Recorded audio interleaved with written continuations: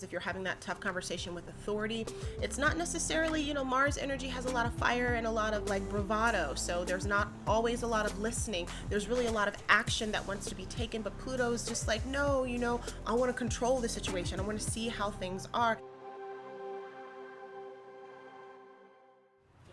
Aloha everybody and welcome to the Wild Wahine. Today we have three things we're going to be talking about. We're going to be talking about Uranus going retrograde in Taurus. We're going to be talking about Mars square Pluto and the new moon in Leo. So thank you so much for joining, and as always we're going to jump right in. But first I do have to explain to you why we are not having a beach live.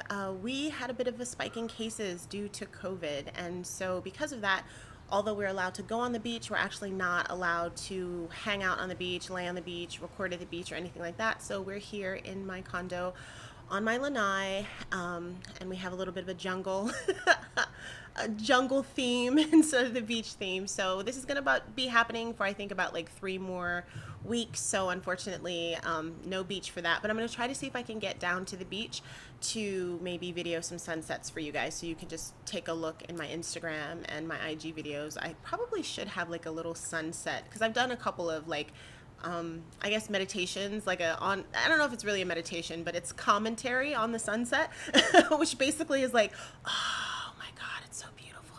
Oh my God.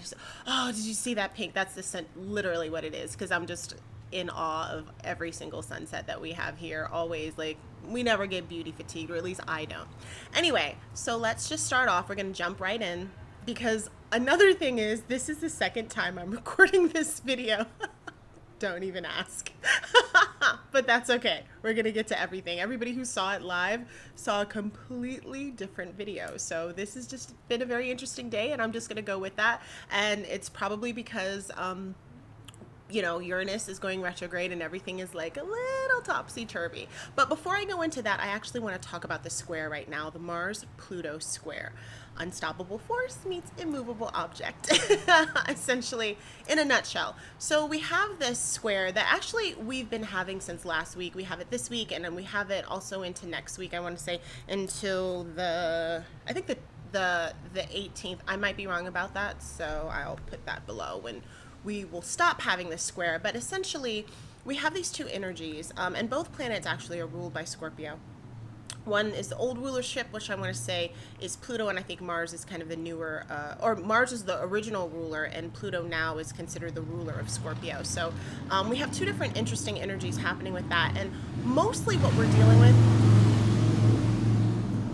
is noise factors. The motorcyclists, got to love them. Anyway, what we're essentially dealing with when we have these two energies is our relationship to power, what that means, powers in the world, the powers that be, the power within us. What do we do when we feel powerless? What do we do when we feel like we are of power? How do we negotiate our relationship with power? And power is an interesting thing, I think, because a lot of people at some point in their lives, actually I would say everyone at some point in their lives, have felt that they were very powerless. They felt like they haven't been in a position to have the freedom to make their choices and do what they want to do. Some people have felt this way for a long time. Other people have just had moments in their life where they felt that way. The other opposite to that is a lot of times some people haven't spent a lot of time when they've been really in power in their lives. Some people feel like they've always been in power and in control of everything and don't know what it feels like to be powerless. And now, because we have a global pandemic, this is the first time that they're experiencing what this feels like to not have power, to not have control, to not know what's going to happen next, and to kind of sort of be in limbo about things. And again, that's that Pluto, which is kind of that heavy energy of not really knowing, cloudiness, shadow, lots of secrets, things that are hidden, things that are not known. Some of us really thrive in that kind of environment. It reminds me of like certain animals, like nocturnal animals like bats and moles, and many of the cat family, they hunt in the dark. That's when they actually can see the best, and that's when they're able to catch their prey, and so forth. And then we have all those folks that like for things to be kind of clear and open, and like most of our diurnal animals. And so What's interesting about this time is that whether you're in a place where you always like to have everything out in front of you where you can see, or whether you're the kind of person that likes to kind of operate in the dark, we're kind of besties with this energy, and we're besties with this energy for quite some time. This Mars Pluto square is coming to us, is here with us, it's going to be here again in the fall. And what we do with what we have, what we're doing with that power, what we're doing with that energy is going to be key, and is going to be important for how we deal with it. So whenever we have like a square like that, it usually means that there's two energies that are kind of opposing each other, and they're having a conversation, and it's not always the easiest conversation. At the end, everything usually works out, but it's just that tough conversation. It's like having a tough conversation with your spouse, a tough conversation with your child, or with your mother, or with your teacher. A lot of times, if you're having that tough conversation with authority, it's not necessarily, Mars energy has a lot of fire and a lot of like bravado. So there's not always a lot of listening. There's really a lot of action that wants to be taken, but Pluto's just like, no, I want to control the situation. I want to see how things. That's why we're coming up with this kind of tension. And we're going to see this probably on a very large scale in the macro with power structures and institutions, and how they want to kind of hold on to power and continue to have the power and not want to relinquish the power. And then we're having this other energy, which is why I think this Uranus energy is really interesting, because that's all about shaking up the institutions and shaking them out and like dumping them out and saying we want to create something new. We want a new world, a new organization, and a new way of dealing with things. Now, when it comes to us in our interpersonal relationships and even within ourselves, what it means to be in power for ourselves, what are we choosing for ourselves? Are we stepping into our own power? Are we creating the boundaries that we should be creating? Are we saying no in a time where we really don't want to do something? Are we saying yes when we really want something? You'd be surprised. A lot of times people talk a lot about boundaries, and a lot of times the conversation around boundaries is always about the big no, like no, no, no, no, no, no, right? That's the whole thing. But it's interesting how many people don't say yes, right? How many people don't say, yeah, that's actually what I want, who like speak up for themselves. And that's where that power can come from. So now's a really nice time for you to really negotiate what that means to be in power. What does it mean to say the big yes? Or as I like to say, the fuck yes. What does that mean? What does it mean to really be all in for something, to have all of the passion, the intensity, the commitment? We always have a choice when we have planets that are kind of opposing each other in these squares as to which road do we want to take. Do we want to go with the kind of like high energy kind of I don't want to say bravado, but whenever Mars comes to play, I always think that there's a little bit of bravado in there, and just like, I want to do it my way, and how I want to do it, or my way or the highway. Or are we going to kind of sort of tap into our personal power and know that and we're also tapping into to what the sun is in right now, which is Leo, which is about power, but power from a lot more ease, power from I know who I am, I know why I'm here, I know what I'm doing, this kind of divine knowing that we were talking about last week. So all of these energies are coming into play with that.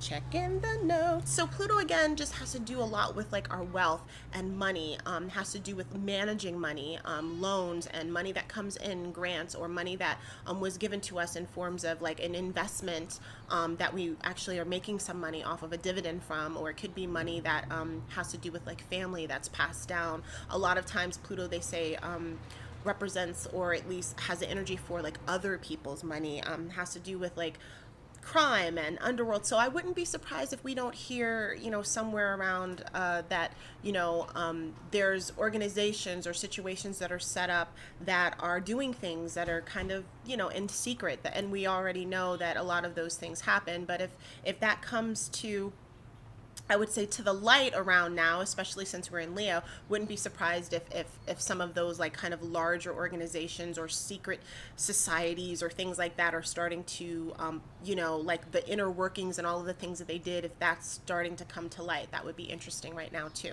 So I want to take a moment too and talk about Uranus in retrograde in the sign of Taurus. So Uranus is going into retrograde, checking my August 15th, and it will be retrograde until January 14th.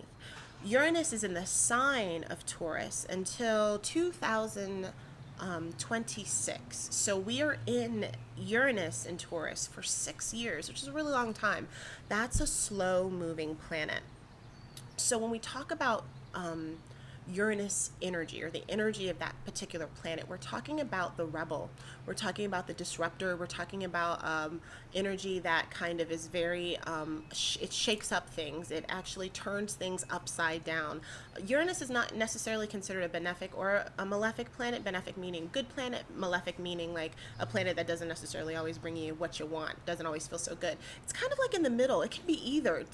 You know, it decides what it wants to be in your life, and you decide how you want to take that, right?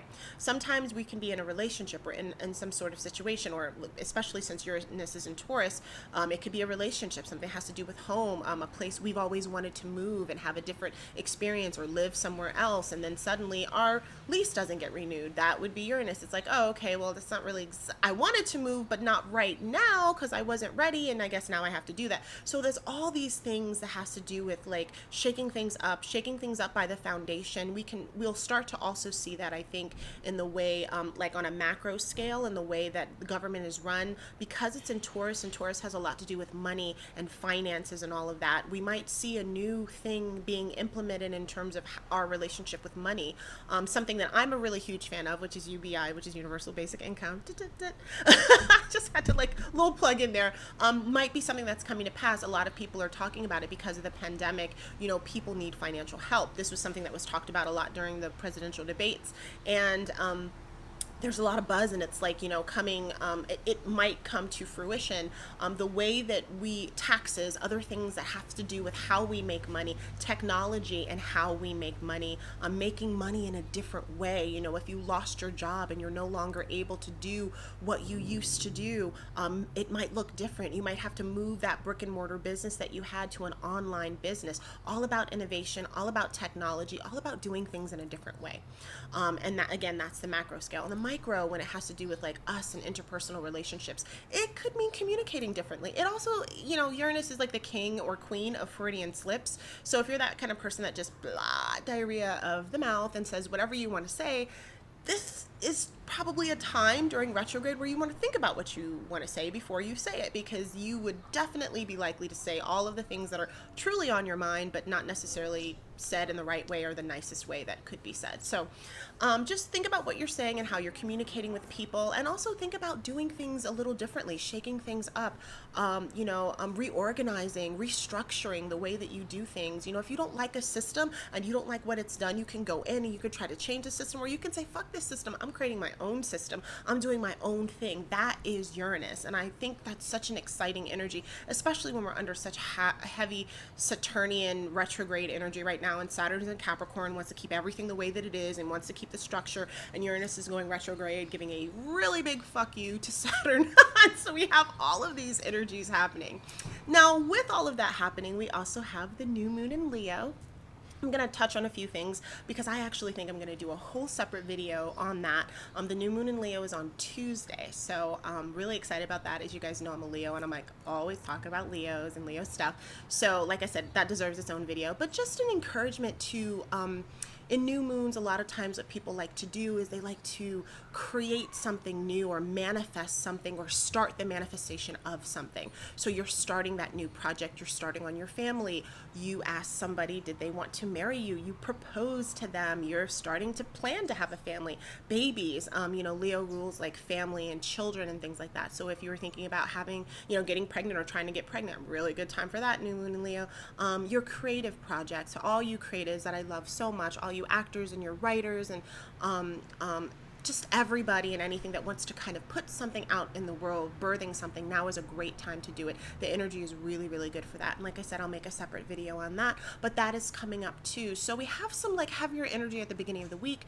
Then we have some like, kind of turning energy with Uranus going in retrograde. I do make my own sound effects. Thank you. And then we have the new moon in Leo, which is going to be this really great time of beautiful creation. So thank you guys for joining. Thank you for joining the beach live. There's no beach, as you can see. It's kind of sort of the garden or the lanai live, but we're going to be here for the next couple of weeks until we can get back on the beach after we are POW, which is done, the coronavirus spike. And thank you guys so much for tuning in. My name is Kaylani. This is the Wild Wahine. You can find me on Instagram at _Wild Wahine, _Wild Wahine.